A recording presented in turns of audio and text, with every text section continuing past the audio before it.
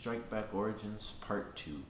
So far, I'm really liking how this prequel slash finally we got the first season show is going. But even this episode, it was more action based, especially towards the end, of course. But it was really good. We got the story of the main two characters being Porter and Collinson. Collinson, I can't even remember now.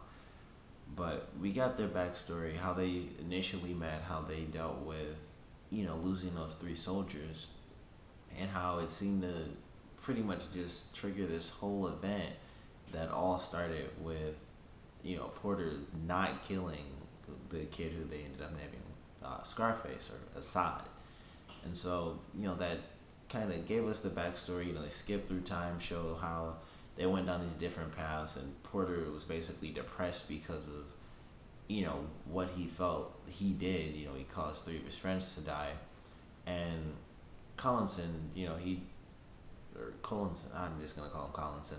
But, he kind of went the other way, and he works for Section 20, is kind of high ranking. And in this episode, because last week ended with Porter finally, he got back in the fighting form. He went into the field and he decided, I'm going to go and save this woman because the person that the only person we know or have a lead about happens to be the same kid who I let live.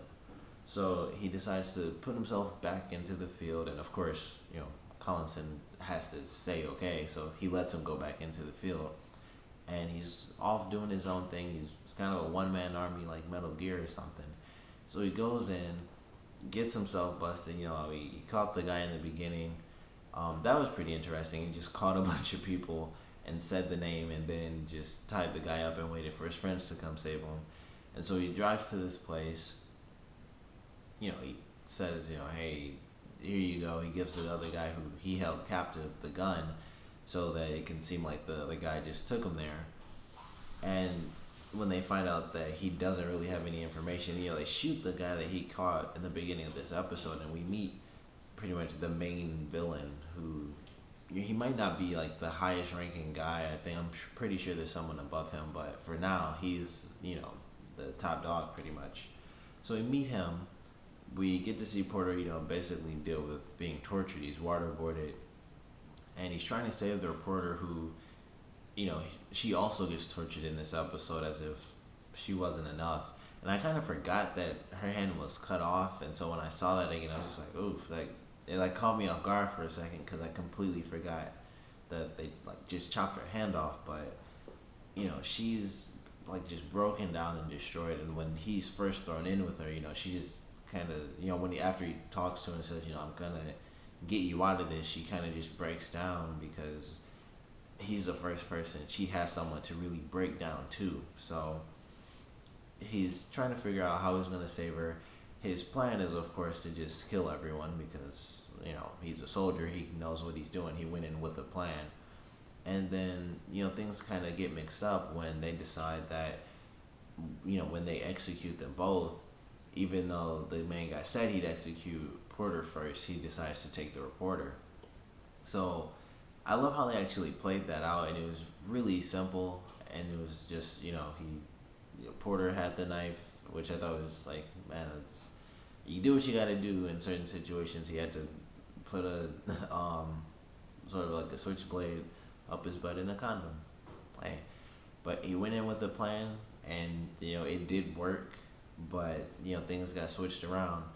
And so when they come and take the reporter, he basically he takes everything off. He's going after her, and right before they're about to kill her, the main guy's like, he didn't have his button-up shirt on. He just had the t-shirt on, and it was just one of those random things, because that stuff happens all the time where you're doing something completely different, and then you think back to 2 minutes ago, that split second thing just catches your eye that it didn't catch in the moment, because you're just we're about to kill her, camera, us, masks, well, not really masks, but us, and sending a message to these people. We're doing this for a reason that we believe in, this and that.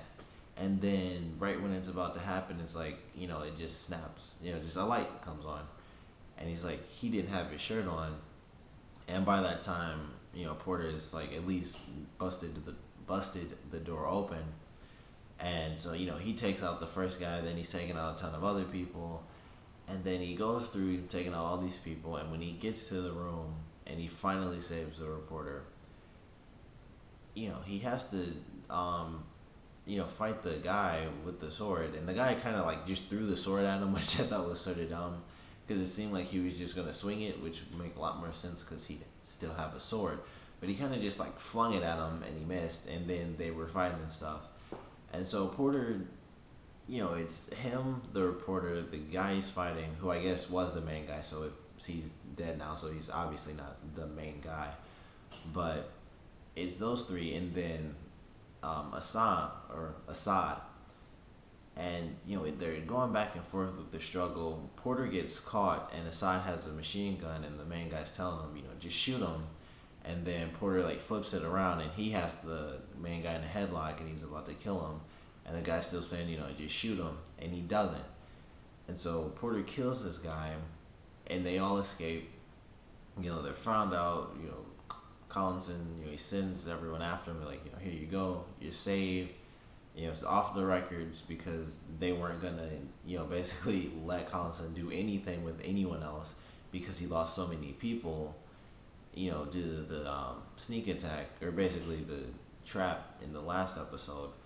So, he kind of went in to save him, and when they thought he died, earlier in the episode, and he went to Porter's family, it was really good to see that change, like mostly through his teenage daughter, because they showed the time skip in the first episode where, she's, like daddy's little girl type of thing, and then after he lost his friends and things were kind of crazy, and, he had to have one job because his hand was messed up and stuff, so he wasn't really in fighting for him like he used to be, and he's depressed and all this stuff.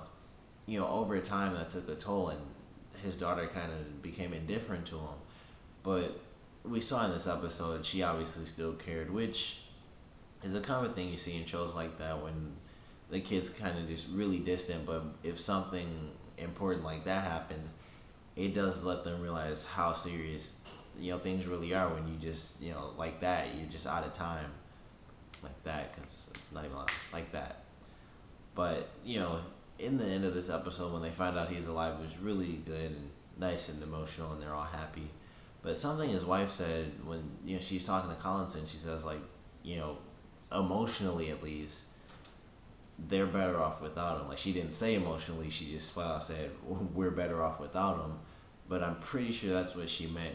She even said, and you are too, because the part of you that always made you look out for him is gone now because he's gone, so you're free. But obviously they're much happier with him there, and she just knows, or she knew that all those years of him being depressed and all that stuff, that took a toll on everyone. But with him being back and fighting for him and being the old Porter, I think that's going to change the dynamic for the rest of the show. So it'll be cool to see how that plays out, if it really plays into the series. But something we got was a great twist at the end of this episode. When Porter and the reporter, they're getting rescued. Collinson, I don't know why I can't say his name right at all, but he tells them to leave Assad, and so they go through that, and Porter. It was probably one of the best things about this episode is that Porter, who was so depressed and went through all this crazy crap because he let Assad live, he was the one who decided, I could, he was gonna kill him, and he still had the time, even when the other people came. It only takes like a second to pull a trigger and actually kill someone.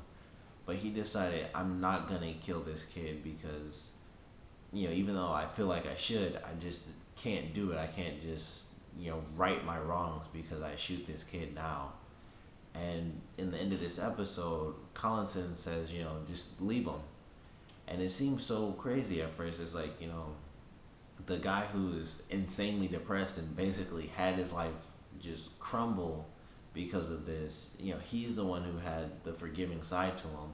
And the other guy who seems to be doing perfectly well is just like, let him die. Like, just let him go and let, his old friends just torture and kill him.